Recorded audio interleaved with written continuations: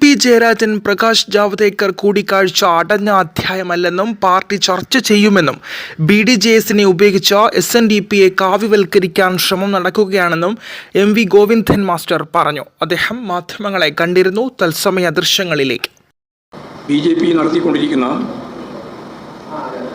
മതരാഷ്ട്രവാദങ്ങളുടെ ആശയ നിലപാടുകൾക്കെതിരെ ശക്തമായ പ്രചാരവേല സംഘടിപ്പിക്കണമെന്ന് തന്നെയാണ് തീരുമാനിച്ചത്. സമൂഹത്തിൻ്റെ വിവിധ സംവിധാനങ്ങളിൽ കടന്നുകൂടി വിശ്വാസികളിൽ ഉൾപ്പെടെ വർഗീയവൽക്കരണത്തിനുള്ള ശ്രമമാണ് RSS, BJP, സംഘപരിവാർ വിഭാഗങ്ങൾ നടത്തിക്കൊണ്ടിരിക്കുന്നത്. ഇത്തരത്തിലുള്ള പ്രവർത്തനങ്ങളെ ശാസ്ത്രീയമായിട്ട് പ്രതിരോധിക്കാനാവണം എന്നാണ് പാർട്ടി സംസ്ഥാന കമ്മിറ്റി കണ്ടത്. ജാതീയമായി പിളർത്തി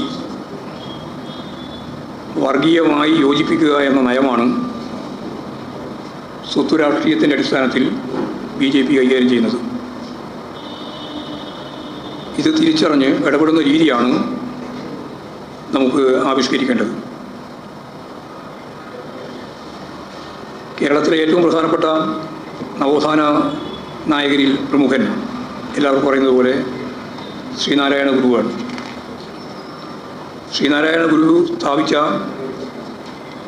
മതനിരപേക്ഷ പ്രസ്ഥാനങ്ങളുടെ കരുത്തായിട്ട് പ്രവർത്തിച്ചുകൊണ്ടിരുന്ന പ്രസ്ഥാനമാണ് എല്ലാവർക്കും പറയുന്നത് പോലെ SNDP. SNDPയുടെ നേതാക്കൾ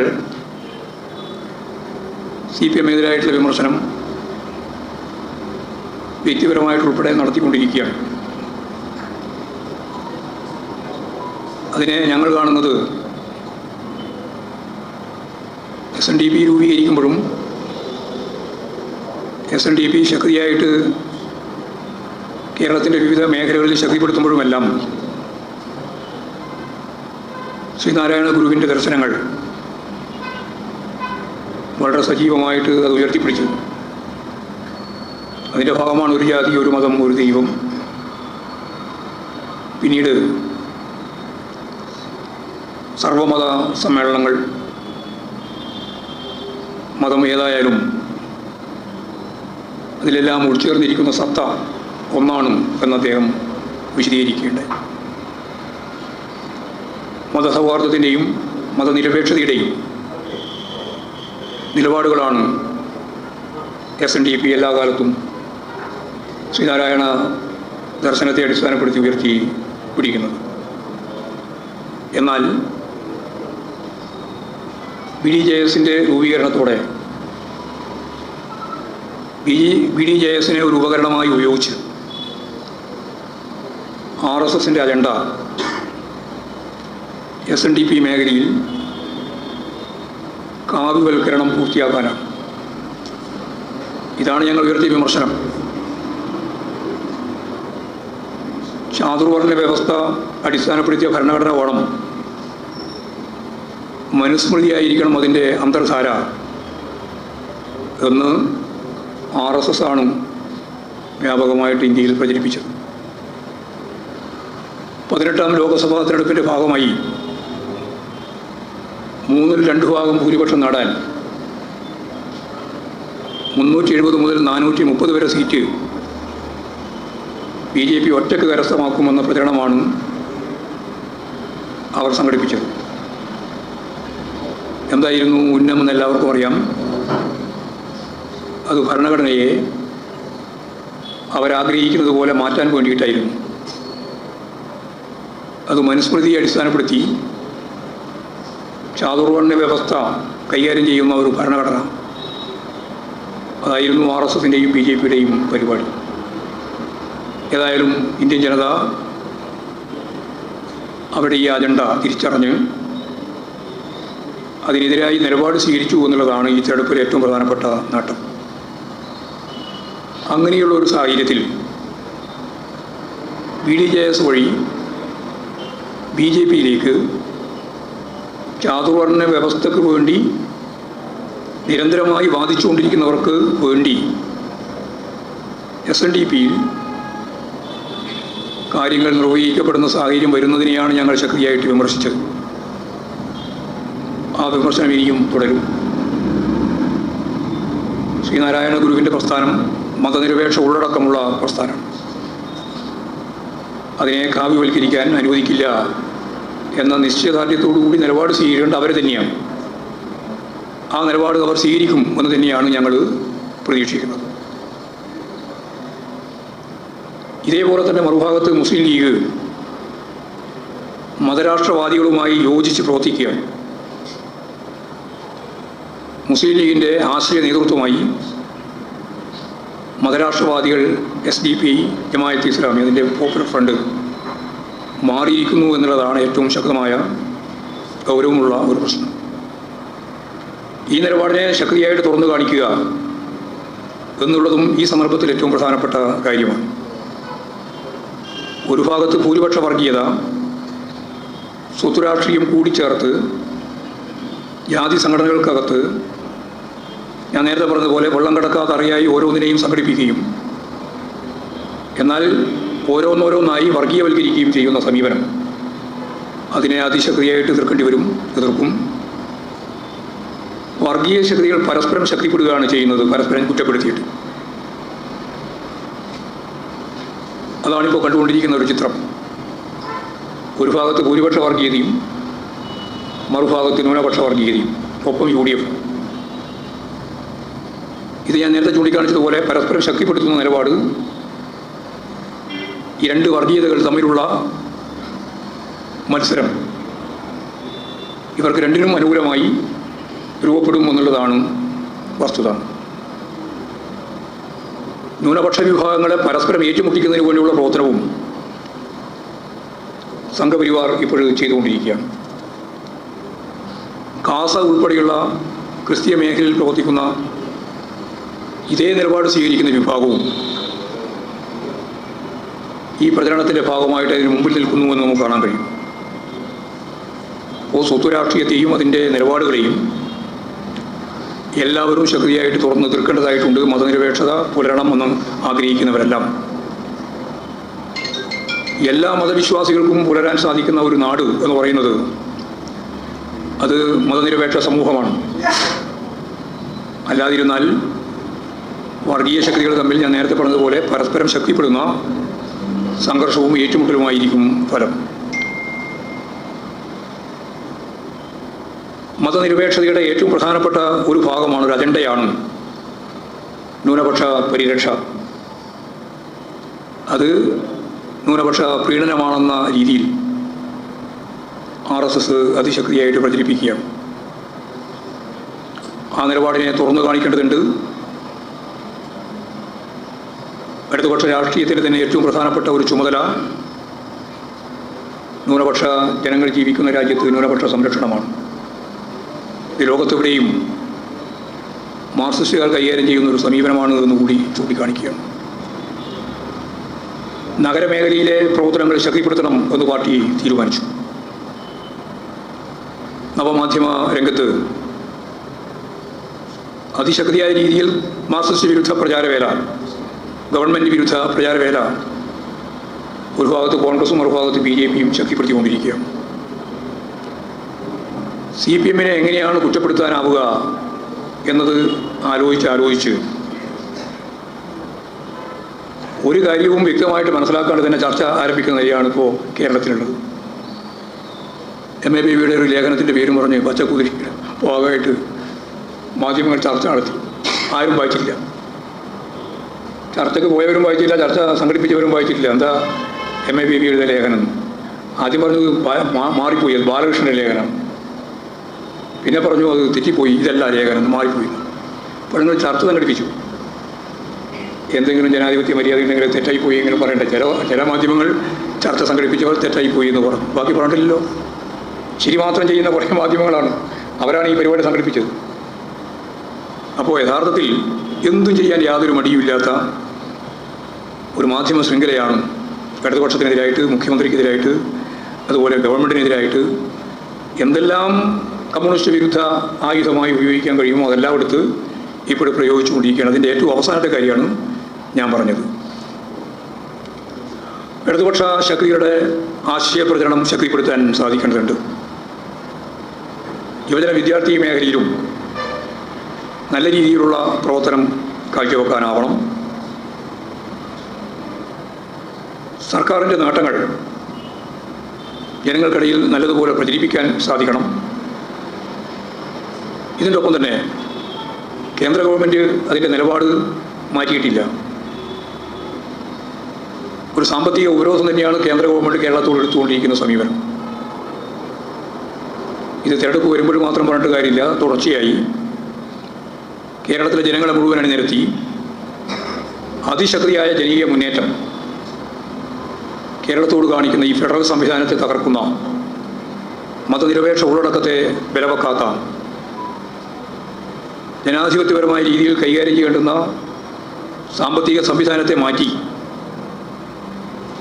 ഫെഡറലിസം തന്നെ അംഗീകരിക്കാത്ത നിലപാട് സ്വീകരിക്കുന്ന ഇവർക്കെതിരായി അതിശക്തിയായ ഒരു ജനകീയ മുന്നേറ്റം കേന്ദ്ര സർക്കാരിനെതിരായിട്ട് സംഘടിപ്പിക്കാനാവണം.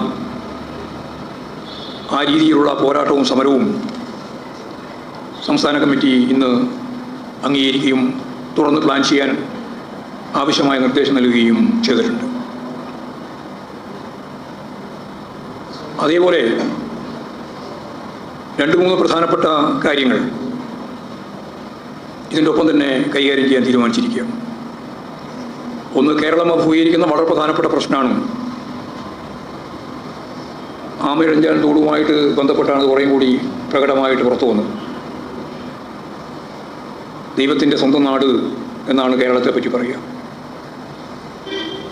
ലോകത്തെ ജനങ്ങൾ കണ്ടിരിക്കേണ്ടുന്ന 52 ഏറ്റവും പ്രധാനപ്പെട്ട ലോകത്തെ സ്ഥലങ്ങളിൽ ഒന്നാണ് കേരളം. ചില മാധ്യമങ്ങൾ എന്തെല്ലാം കേരളത്തിനെതിരായിട്ട് പ്രചാരവേല നടത്തിയാലും ലോക റാങ്കിങ്ങിൽ 52 കേന്ദ്രങ്ങളിൽ ഒന്നാണ്. അത് 52ാമത്തെ കേന്ദ്രമല്ല, 52 കേന്ദ്രങ്ങളിൽ ഒന്നാണ് കേരളം. ആ കേരളത്തിന് ഇനിയും മുന്നോട്ടേക്ക് പോകാൻ സാധിക്കണമെങ്കിൽ ജനകീയമായ പിന്തുണയോടുകൂടി തദ്ദേശ സ്വയംഭരണ സ്ഥാപനങ്ങൾ, ഗവൺമെൻറ് സംവിധാനം ഉൾപ്പെടെ ഉപയോഗിച്ച് നല്ല രീതിയിലുള്ള ശുചിത്വ കേരളമാക്കി നമുക്കിതിനെ മാറ്റാനാവണം. ആ ശുചിത്വ കേരളം ലക്ഷ്യമിട്ടുകൊണ്ടുള്ള പ്രവർത്തനം CPIM-ൻ്റെയും ഇടതുപക്ഷ ജനാധിപത്യ പ്രസ്ഥാനത്തിൻ്റെയും എല്ലാം ലക്ഷക്കണക്കിന് ആളുകളുടെ പിന്തുണയോടെ നഗരങ്ങളിലും ഗ്രാമങ്ങളിലും ഉൾപ്പെടെ അവരുടെ കായിക അധ്വാനം ഉൾപ്പെടെ ശേഖരിച്ചുകൊണ്ട് ഏറ്റവും പ്രധാനപ്പെട്ട സന്നദ്ധ പ്രവർത്തനത്തിലൂടെ നമുക്കത് തുടർച്ചയായിട്ട് നിലനിർത്താനാവണം. ഫലപ്രദമായിട്ട് ഈ പ്രവർത്തനം നടത്താൻ കഴിയണം. അതിന് താഴെ തലം വരെയുള്ള പ്രവർത്തകരെ ഇതിൻ്റെ ഭാഗമായിട്ട് അണിചേർക്കാനുമാവും എന്നുള്ളതാണ് പാർട്ടി കണ്ടിട്ടുള്ളത്. രണ്ടാമത്തെ ഏറ്റവും പ്രധാനപ്പെട്ട കാര്യം ഒരു ജനകീയ മുന്നേറ്റത്തിൻ്റെ ശ്രമം അതാണ്. മൂന്നാമത്തെ വളരെ പ്രധാനപ്പെട്ട ഒരു കാര്യം, 10,000-കണക്കിന് മത്സ്യത്തൊഴിലാളികളെ ബാധിക്കുന്ന ബ്ലൂ എക്കോണമിയുടെ പേര് പറഞ്ഞ് തീരപ്രദേശത്തെ മത്സ്യത്തൊഴിലാളികളെ കേന്ദ്ര ഗവൺമെൻറ് വളരെ ഗൗരവപൂർവ്വം കടന്നാക്രമിക്കുക. തീരം വിൽക്കാനും മത്സ്യത്തൊഴിലാളികൾക്ക് മത്സ്യം കിട്ടാത്ത രീതിയിൽ ആഴക്കടലിൽ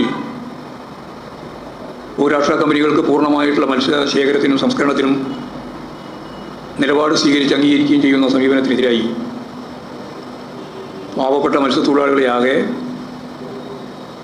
വമ്പിച്ച രീതിയിൽ സംഘടിപ്പിച്ച് കേന്ദ്രത്തിൻ്റെ ഈ നിലപാട് നയം തിരുത്താൻ വേണ്ടി ശക്തമായ പോരാട്ടം സംഘടിപ്പിക്കാനാവണം എന്നുള്ളതാണ് ചൂണ്ടിക്കാണിച്ചിട്ടുള്ളത്. അപ്പോൾ ഈ രീതിയിൽ വലിയ രീതിയിലുള്ള ജനകീയ മുന്നേറ്റം സാധ്യമാക്കുന്നതിന് വേണ്ടിയുള്ള പ്രവർത്തനങ്ങളും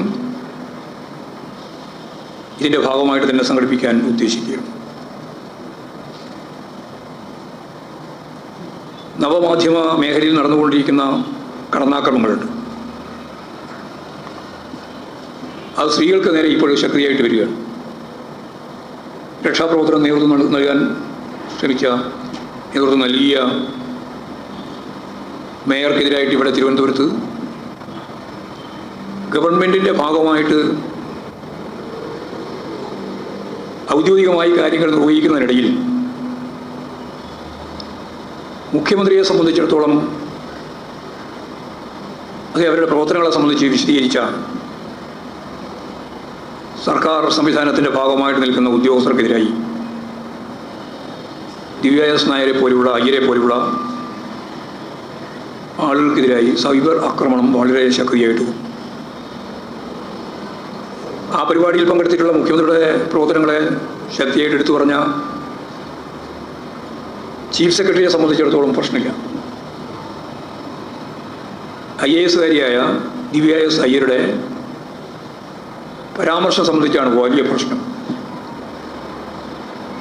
അതൊരു സ്ത്രീവിരുദ്ധ രീതിയാണ് കൈകാര്യം ചെയ്തത്.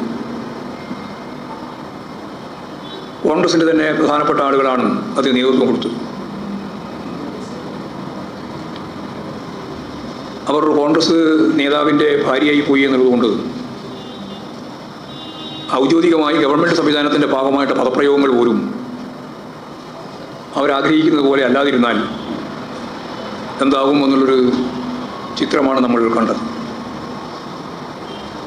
അപ്പോൾ സ്ത്രീ വിരുദ്ധത ശക്തിപ്പെട്ട് വരുന്ന ഒരു ചിത്രമാണ്. കോൺഗ്രസിൻ്റെ എല്ലാ കാലത്തെയും നിലപാടുകളിൽ നിഴലിച്ചു നിൽക്കുന്ന ഒന്നതാണ്. കോൺഗ്രസ്സുകാർ ശാസ്ത്ര സംബന്ധിയായ ഒരു സമ്മേളനം സുധാകരൻ ഉദ്ഘാടനം ചെയ്യുന്ന ഫോട്ടോ പത്രത്തിൽ വരികയുണ്ട്. അത് കണ്ടപ്പോൾ കൂടോത്രമാണ് ഓർമ്മ വന്നത്. ഇവരെല്ലാം ശാസ്ത്രം കൈകാര്യം ചെയ്യാൻ പുറപ്പെട്ടാൽ എന്തായിരിക്കും ശാസ്ത്രത്തിൻ്റെ ഗതി എന്നാണ് ഞാൻ ആലോചിച്ചു പോയത്. അന്ധവിശ്വാസ ജടിലമായ രീതികൾ, സ്ത്രീവിരുദ്ധ സമീപനങ്ങൾ, ഇതെല്ലാമാണ് ഇവർ കൈകാര്യം ചെയ്യുന്നത് എന്ന കാര്യം സാന്ദർഭികമായി ഇത് കണ്ടപ്പോൾ തോന്നിയിട്ടുള്ള ഒരു വികാരം രീതിയിൽ ചൂണ്ടിക്കാണിച്ചിട്ടുണ്ട് എന്നുള്ളത്. ഇത്രയും കാര്യങ്ങളാണ് പൊതുവെ പറയാനുള്ളത്. തെറ്റിതിരുത്തൽ പ്രക്രിയ ഞങ്ങളുടെ എല്ലാ യോഗങ്ങളിലെയും ഒരു സ്ഥിരം അജണ്ടയാണ്. തെറ്റായ ഒരു പ്രവണതയെയും പാർട്ടിയിൽ വെച്ച് കുറിപ്പിക്കില്ല എന്ന കാര്യം പാർട്ടി അടിവരയിട്ട് ഇന്നും ഓർമ്മിപ്പിക്കുകയാണ്. നല്ല ആത്മവിശ്വാസത്തോടു കൂടിയാണ് ഞങ്ങൾ ഇന്നത്തെ യോഗം അവസാനിപ്പിച്ചത്. കാരണം ഗവൺമെൻറ്റുമായിട്ട് ബന്ധപ്പെട്ട് നമുക്കറിയുന്നതുപോലെ അസംബ്ലിയിൽ തന്നെ റൂൾ 300 അനുസരിച്ച് കേരളത്തിലെ മുഖ്യമന്ത്രി ഞങ്ങളുടെ ഈ സംസ്ഥാന കമ്മിറ്റി യോഗം ചേരുന്നതിന് മുമ്പ് തന്നെ അസംബ്ലി സമാപിക്കുന്നതിൻ്റെ തലേ ദിവസം അക്കമിട്ട് ഓരോന്നും ഞങ്ങൾ ഉയർത്തിയ മുഴുവൻ കാര്യങ്ങളും എങ്ങനെയാണ് പരിഹരിക്കാൻ പോകുന്നത്, കുടിശ്ശിക എങ്ങനെയാണ് കൊടുക്കാൻ പോകുന്നത്, സാമൂഹ്യ പെൻഷൻ ഇപ്പോൾ ഈ മാസത്തിൽ കൊടുത്തുകൊണ്ടിരിക്കുകയാണ്, ഇനി മാസാമാസം കൊടുക്കുമെന്ന് ഗവൺമെൻറ് പ്രഖ്യാപിച്ചു. കുടിശ്ശികയുള്ളത് ഇപ്രാവശ്യം അടുത്ത വർഷവും കൂടി കൊടുത്തു തീർക്കും. അംഗൻവാടി, ആശാ വർക്കർ, ഖാദി തൊഴിലാളി, കയർ കശുവണ്ടി പരമ്പരാഗത മേഖലയിലെ തൊഴിലാളികൾ, കൈത്തറി തൊഴിലാളികൾ, ഏറ്റവും പിന്നിൽ നിൽക്കുന്ന പട്ടികജാതി പട്ടികവർഗ വിഭാഗത്തിൽപ്പെട്ട ആളുകളുടെ സ്റ്റൈപ്പൻഡ് ഉൾപ്പെടെ എല്ലാം നൽകുന്നതിന് വേണ്ടി സമയബന്ധിതമായി ഗവൺമെൻറ് കാര്യങ്ങൾ തീരുമാനിച്ച് നടപ്പിലാക്കാൻ പോവുകയാണ്. പ്രയോറിറ്റി തീരുമാനിക്കുക എന്നുള്ളതായിരുന്നു CPIM കൈകാര്യം ചെയ്ത ഏറ്റവും പ്രധാനപ്പെട്ട ഒരു കാര്യം. ആ പ്രയോറിറ്റിക്കനുസരിച്ച് ഏതാണ്ട് 10-30% വരുന്ന സാധാരണക്കാരായ ജനങ്ങളുമായി ബന്ധപ്പെട്ട് നിൽക്കുന്ന എല്ലാ കാര്യങ്ങളിലും വ്യക്തതയോടുകൂടി ഗവൺമെൻറ് മുന്നോട്ടേക്ക് പോവുകയാണ്.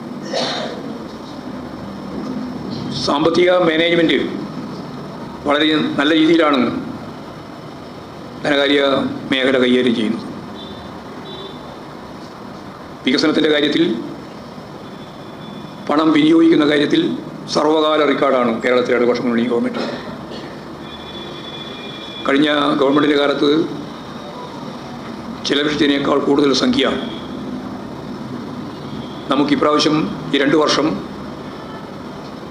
ചെലവഴിച്ചുകൊണ്ടുള്ള വികസന പ്രവർത്തനങ്ങളും മറ്റ് ഭരണ നിർവഹണ പരിപാടികളും സംഘടിപ്പിക്കാനായി എന്നുള്ളത് കണക്കുകൾ ഉദ്ധരിച്ച് ധനകാര്യ വകുപ്പ് മന്ത്രി തന്നെ വാർത്താമാധ്യമങ്ങളോട് പറയുകയുണ്ടായി. അപ്പോൾ വികസനമെല്ലാം മുരടിച്ചിരിക്കുന്നു എന്നുള്ള തെറ്റിദ്ധാരണയാണ് അത് തീർന്നത്. ഞങ്ങൾ കണ്ടത് വികസനത്തിൻ്റെ കാര്യം പറയുമ്പോൾ തന്നെ അടിസ്ഥാന വർഗത്തിൻ്റെ ഈ താല്പര്യം, അധ്യാപകരുടെ, ജീവനക്കാരുടെ ക്ഷാമബത്ത, പെൻഷൻകാരുടെ ക്ഷാമബത്ത ഉൾപ്പെടെ സാധാരണക്കാരെയും ഇടത്തരക്കാരെയും ബാധിക്കുന്ന ഈ പ്രശ്നങ്ങൾക്കെല്ലാം ഈ യോഗം ചേരുന്നതിന് മുമ്പ് തന്നെ സംസ്ഥാന ഗവൺമെൻറ് കൃത്യമായൊരു നിലപാട് സ്വീകരിച്ചു എന്നുള്ളത് അത്യാവേശത്തോടു കൂടിയാണ് പാർട്ടിയും കേരളത്തിലെ ജനങ്ങളും കണ്ടിട്ടുള്ളത്. ഗവൺമെൻറ്റിൻ്റെ സാമ്പത്തിക പരാധീനതക്കകത്തു നിന്നുകൊണ്ട് ഈ കാര്യങ്ങളെല്ലാം പൂർത്തിയാക്കാൻ, തുടങ്ങിവെച്ച വികസന പ്രവർത്തനങ്ങളെല്ലാം മുന്നോട്ടേക്ക് നയിക്കാൻ, കേന്ദ്ര ഗവൺമെൻറ് എടുക്കുന്ന ഈ നിലപാടിനെതിരായി അതിശക്തിയായ ജനകീയ മുന്നേറ്റം സൃഷ്ടിക്കാൻ പാർട്ടി ലക്ഷ്യമിടുന്നു.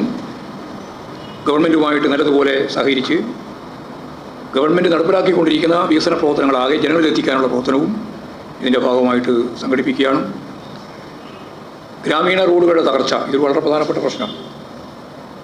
1000 കോടി രൂപയാണ് ഈ സന്ദർഭത്തിൽ ഗവൺമെൻറ് അതിനുവേണ്ടി മാറ്റിവെച്ചിട്ടുള്ളത്.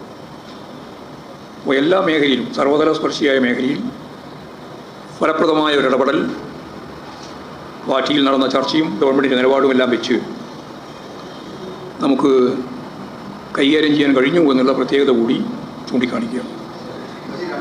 ഇതാണ് പറയാനുള്ളത്.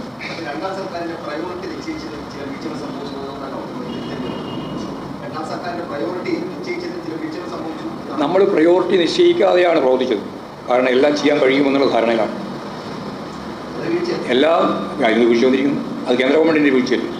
കേന്ദ്ര ഗവൺമെൻറ് പണം തരാത്തതുകൊണ്ടാണല്ലോ പ്രശ്നം ഉണ്ടായത്. അത് അങ്ങനെ കാണുന്നത്. അതായത് നമ്മൾ ഒരു ഗവൺമെൻറ് ഫെഡറൽ സംവിധാനത്തിൻ്റെ ഭാഗമാണ്. ഫെഡറൽ സംവിധാനം എന്ന് പറയുന്നത് കേന്ദ്ര ഗവൺമെൻറ്റുണ്ട്, സംസ്ഥാന ഗവൺമെൻറ്റുണ്ട്. പണവിഹിതം വെക്കുന്നതിൻ്റെ ഭാഗമായിട്ടുള്ള ഭരണഘടനാപരമായിട്ടുള്ള കാഴ്ചപ്പാടുണ്ട്.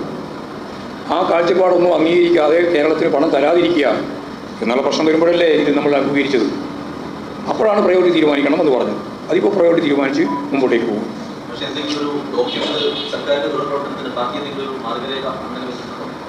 അല്ല, ഇതന്നെയല്ലേ മാർഗരേഖ. ഇനിയിപ്പോൾ വേറെ ഡോക്യുമെൻ്റ് വേണ്ടത്? അതായത് ഗവൺമെൻറ് പ്രയോറിറ്റി തീരുമാനിക്കുന്നതിൽ ഞാൻ പറഞ്ഞു, ഏതാണ്ട് 30% വരുന്ന ഏറ്റവും പിന്നണിയിൽ നിൽക്കുന്ന ജനങ്ങളുമായി ബന്ധപ്പെട്ട എല്ലാ പ്രശ്നങ്ങൾക്കും ഫലപ്രദമായിട്ട് ഈ ചട്ടക്കൂടിൽ നിന്നുകൊണ്ട് പരിഹരിക്കാനാവുന്ന കാര്യങ്ങൾ നിർവഹിച്ചു പോകണം. ഇതാണ് ഏറ്റവും പ്രധാനപ്പെട്ട പ്രയോറിറ്റി. അല്ല, ഞങ്ങളിതൊക്കെ ചർച്ച നടത്തിക്കൊണ്ടിരിക്കില്ലേ? വെറുതെ ചർച്ച നടത്തുകയാണോ? അല്ലാണ്ട് രേഖയുണ്ടായിട്ട് കടലാസം കൂടെ കൊടുക്കുകയല്ലോ ചെയ്യുന്നത്. ഞങ്ങളിതെല്ലാം ചർച്ച ചെയ്യല്ലേ. ആ ചർച്ചയുടെ എല്ലാം ഭാഗമായിട്ട് പാർട്ടിയുമായിട്ട് ബന്ധപ്പെട്ടുകൊണ്ട് തന്നെ എന്തെല്ലാം കാര്യങ്ങൾ ഞാൻ നേരത്തെ പറഞ്ഞ പോലെ മുൻഗണനാടിസ്ഥാനത്തിൽ ഗവൺമെൻറ്റിന് ചെയ്യാം എന്ന കാര്യം ഗവൺമെൻറ് തന്നെ സ്വതന്ത്രമായിട്ട് 300 അനുസരിച്ച് അസംബ്ലിയിൽ പറഞ്ഞു കഴിഞ്ഞു. ആ പറഞ്ഞത് വലിയ അംഗീകാരമാണ് കേരളത്തിൽ സാധാരണക്കാരായ ജനങ്ങളെ സംബന്ധിച്ചിടത്തോളം ഉണ്ടായിട്ടുള്ളത്.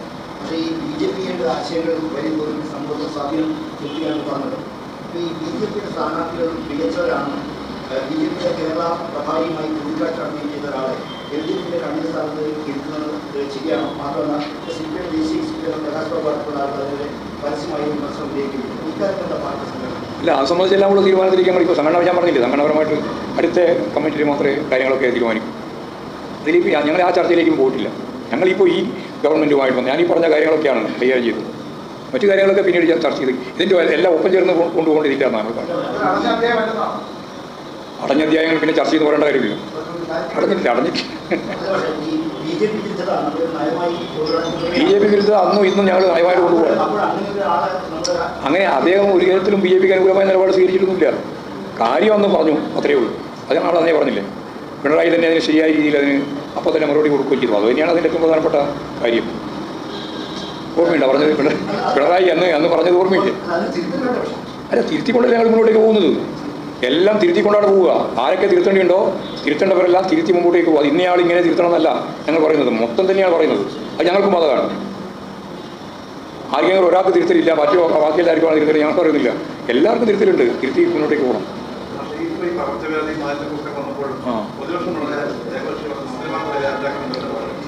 പ്രതിപക്ഷം മുമ്പേ തീരുമാനിച്ചതാണ്. സംസ്ഥാന ഗവൺമെൻറ്റിൻ്റെ ഒരു വികസന നിലപാടുമായി യോജിച്ചു പോകുന്നതല്ല എന്നവർ മുമ്പേ തീരുമാനിച്ചിട്ടുണ്ട് രാഷ്ട്രീയമായിട്ട്. ആ രാഷ്ട്രീയ തീരുമാനമാണ് അവർ നടപ്പിലാക്കിക്കൊണ്ടിരിക്കുന്നത്. പ്രതിപക്ഷം കേരളത്തിൻ്റെ വികസനവുമായിട്ട് ബന്ധപ്പെട്ട ഒരു കാര്യവും നിർവഹിക്കാൻ തയ്യാറില്ല.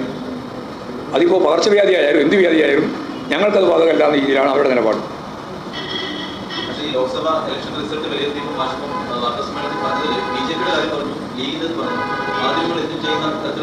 അതും പറഞ്ഞു.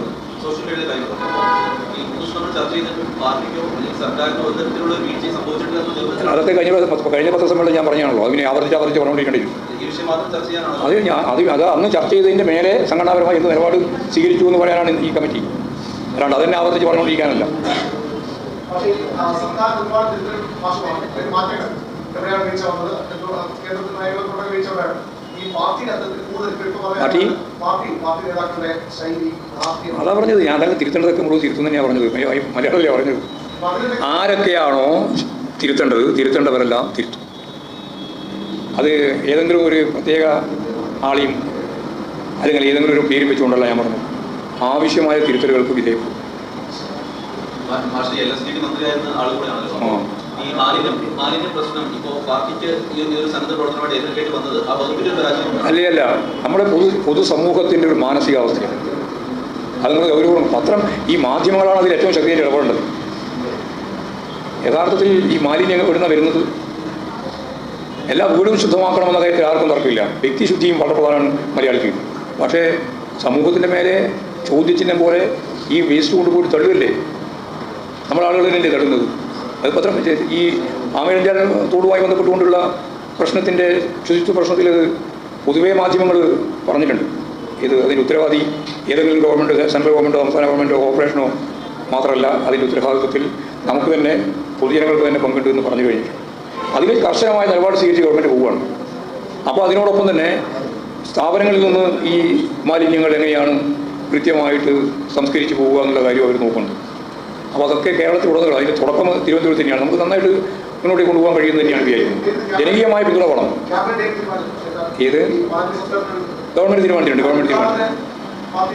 ഗവൺമെൻറ് തീരുമാനിച്ചിട്ടുണ്ട്. ഗവൺമെൻറ്റിൻ്റെ തീരുമാനത്തിൻ്റെ ഒപ്പം ഞങ്ങൾ തീരുമാനിക്കുന്നത്, പാർട്ടി തീരുമാനിക്കുന്നത് താഴെ തലം വരെ ഗ്രാമങ്ങളിലും പട്ടണങ്ങളിലും ഈ തരത്തിലുള്ള ശുചിത്വ പ്രവർത്തനം നടത്തണമെന്നാണ്. ഇനി അങ്ങോട്ട് തുടങ്ങും. നമ്മളിതിൽ പ്ലാൻ ചെയ്തിട്ടുണ്ട്. പ്ലാൻ ചെയ്തതിന് അടിസ്ഥാനപ്പെടുത്തി താഴത്തേക്ക് തുടങ്ങും. ആരെ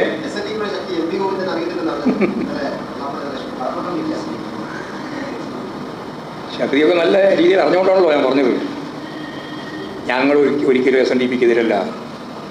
SNDP എന്ന പ്രസ്ഥാനത്തിൻ്റെ ആശയ തരത്തിലുള്ള വർഗീയവൽക്കരണത്തെയാണ് ഞങ്ങൾ എതിർക്കുന്നത്. അല്ലാണ്ട് ഞങ്ങൾക്ക് എന്താ ഇപ്പോൾ SNDP-ക്കെതിരായിട്ട് ഇതിന് മുമ്പ് നമ്മൾ പറഞ്ഞിട്ടില്ല. ഇപ്പോൾ അടുത്തൊന്നും മുമ്പ് പറഞ്ഞിട്ടുണ്ടായോ?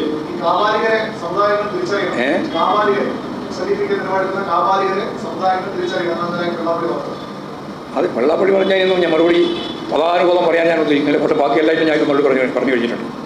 എന്തിനെ ഞങ്ങൾ അംഗീകരിക്കുന്നു, എന്തിനെ ഞങ്ങൾ എതിർക്കുന്നു. എതിർപ്പിൻ്റെ അടിസ്ഥാനം BDJS-ഉം RSS-ഉം ചേർന്നും ശ്രീനാരായണ ഗുരുവിൻ്റെ ദർശനങ്ങളെ കാവ്യവൽക്കരിക്കാൻ വേണ്ടി നടത്തിക്കൊണ്ടിരിക്കുന്ന SNDP-ക്കകത്തുള്ള പ്രവചനത്തെയാണ് ഞങ്ങൾ ശക്തിയായിട്ട് എതിർത്തത്. BDJS-ഉം RSS-ഉം ഉൾപ്പെടെയുള്ളത്. അതിന് ഞങ്ങൾ എതിർക്കുകയും ചെയ്യും, ശക്തിയായിട്ട് എതിർക്കും.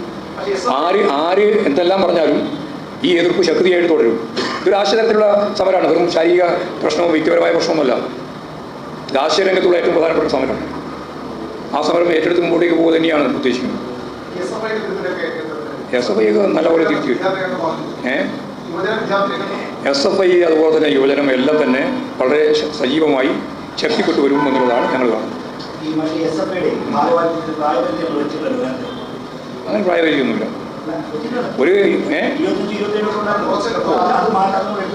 ഇല്ല ഇപ്പം നിലത്തന്നെ ഉണ്ടല്ലോ 27 വയസ്സ് വരെ. അത് മതി. അതിനപ്പുറം പ്രായമായി വേണമെന്നില്ല. അല്ല 27 വയസ്സെല്ലാകുമ്പോഴേ നല്ല പക്വതയാവും. നല്ല പക്വത.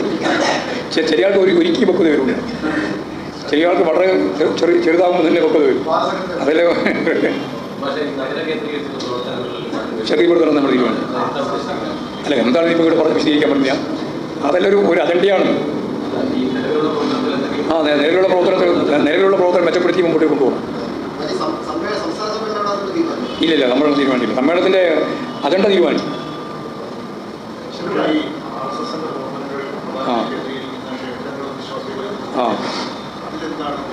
അതായത് ക്ഷേത്രങ്ങൾ ഇപ്പോൾ RSS കൈപ്പിടിയിൽ ഒതുക്കാൻ വേണ്ടി ശ്രമിച്ചുകൊണ്ടിരിക്കുകയാണ്.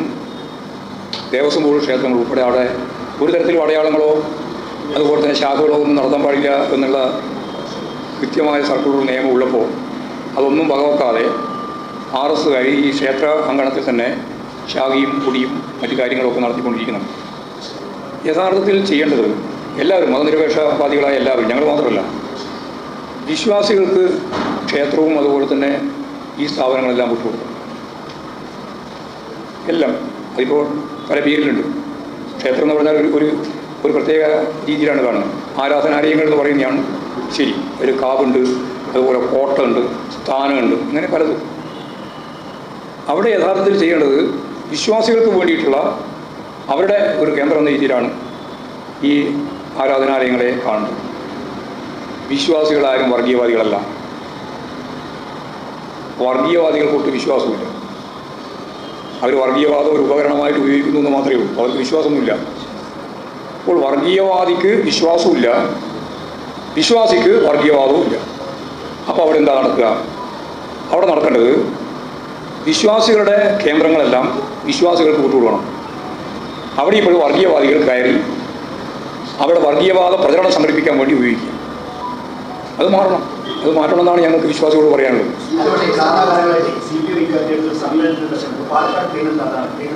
നമ്മൾ ഈ ക്ഷേത്രങ്ങളിലൊക്കെ പോകുന്നതിന് പാർട്ടി സംഘങ്ങൾക്ക് ചില വിലക്കുകളൊക്കെ നിർദ്ദേശിച്ചിട്ടുണ്ട്. പക്ഷേ അത് ആ സമയത്ത് ഈ സംഘപരിവാർ ശക്തികൾ ഈ ആരാധനകളിൽ ആ കാലഘട്ടങ്ങളുടെ സാധ്യത അല്ല, അതങ്ങനെയല്ല. അവിടെയുള്ള ആരാധനാലയങ്ങളിലേക്ക് പോകുന്നവർക്ക് എല്ലാവർക്കും പോകാനുള്ള അധികാരമുണ്ട്, അവകാശം. ഞങ്ങളത് വിലക്കിയിട്ടൊന്നുമില്ല. പാർട്ടിയുടെ ഭാഗമായിട്ട് നിൽക്കുന്ന കമ്മ്യൂണിസ്റ്റായിട്ടുള്ള ഒരാൾ എന്താ വേണ്ടത് എന്നുള്ളത് അവർക്ക് തീരുമാനിക്കാം. അമ്പലത്തിൽ പോകണോ പോകണ്ടയോ എന്നുള്ളതല്ല അവർക്ക് തീരുമാനിക്കാനുള്ള അവകാശമില്ലാണ്. ഞങ്ങളെ പാർട്ടി മെമ്പർഷിപ്പ് തന്നെ നല്ല വിശ്വാസമുള്ള ഒരുപാട് ആളുകളില്ലേ, വിശ്വാസികളുണ്ട്. വിശ്വാസം ഇല്ലാത്തവരൊന്നുമല്ല ഒരു വലിയ വിഭാഗം. ഒരാശങ്കയില്ല, ഞാൻ തുറന്നു പറഞ്ഞല്ലേ. ഇതിനപ്പുറത്ത് വേറെ ആശങ്കയുണ്ട്? നിങ്ങൾക്ക് എന്താ ഞാൻ പറഞ്ഞതല്ലേ, മലയാളത്തിലല്ലേ പറഞ്ഞത്? അതായത് പാർട്ടി മെമ്പർഷിപ്പ് വന്നു എന്നുള്ള ഒറ്റ കാരണം കൊണ്ട് അവരെല്ലാം മാർക്സിസ്റ്റ് ആയി എന്ന് ധരിക്കാൻ പാടില്ല. ഞാൻ മുമ്പേ പറഞ്ഞതാണ്, മാർക്സിസ്റ്റ് ആകുക എന്നൊരു പ്രക്രിയയാണ്. ഇവിടുന്ന് എന്നോട് ചോദിച്ചു പത്തനംതിട്ടയിൽ നിന്ന്. അവിടെ RSകാർ BJPക്കാർ കുറേ ആൾ പാർട്ടി ചേർന്നു. പാർട്ടി ചേർന്നപ്പോൾ അവർ BJP വന്നില്ലേ, ഒരു ദിവസം പാർട്ടിയുടെ ഞങ്ങൾ പാർട്ടിയുമായിട്ട് സഹകരിച്ച് പ്രവർത്തിക്കുന്നു എന്ന് പറയുന്ന ഒന്നാമത്തെ ദിവസം അവർ കമ്മ്യൂണിസ്റ്റാകുമോ? അതിന് കുറച്ച് കൊല്ലം പിടിക്കും. അപ്പോൾ ആ കൊല്ലം വരെ കാത്തിരിക്കേണ്ടി വരും. അതാണ് ഞാൻ അവരോട് പറഞ്ഞത്, കുറച്ച് സമയം പോകണം. അപ്പോൾ തിരുത്തി ശരിയായ രീതിയിൽ കാര്യങ്ങൾ കൈകാര്യം ചെയ്ത് വരാൻ ഉള്ള സാവകാശത്തോടുകൂടി മാത്രമേ അവർ വരുള്ളൂ. അവർക്ക് അങ്ങനെ കമ്മ്യൂണിസ്റ്റ് ആവാൻ സാധിക്കുള്ളൂ. വന്ന ഉടനെ തന്നെ ഞാൻ കമ്മ്യൂണിസ്റ്റ് ആയിരിക്കും, കമ്മ്യൂണിസ്റ്റ്. അതുകൊണ്ട് പാർട്ടി മെമ്പർഷിപ്പ് തന്നെ ആവില്ല. അതിലൊരുപാട് പ്രത്യേകത ഞങ്ങൾ പാർട്ടിയായി ബന്ധപ്പെട്ടിട്ടുണ്ട്. ഒരാൾ വന്ന ഉടനെ തന്നെ പാർട്ടി മെമ്പർഷിപ്പിലേക്ക് കൊടുക്കാൻ പറ്റില്ല. അപ്പോൾ അത് ഞങ്ങൾ കൃത്യമായിട്ട് തന്നെ കൈകാര്യം ചെയ്ത് പോകുന്ന ഒരു സമീപനം.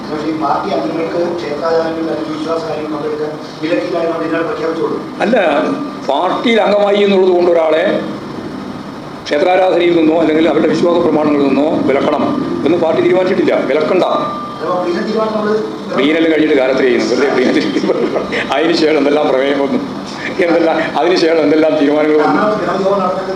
ഗണപതി അതങ്ങനെ വെറുതെ ഉണ്ടാക്കിയതാണ്. ഗണപതി ഹോമം നടത്താൻ നമുക്കെന്താ?